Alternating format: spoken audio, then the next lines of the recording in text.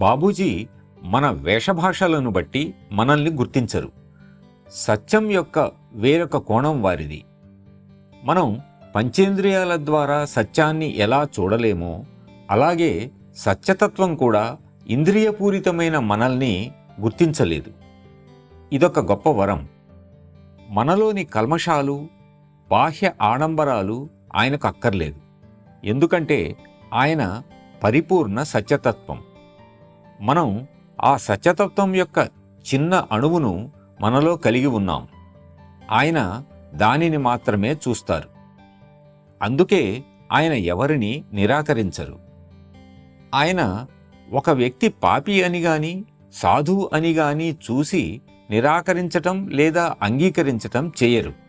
ఇవన్నీ ఆయన దృష్టిలో అర్థం లేనివి.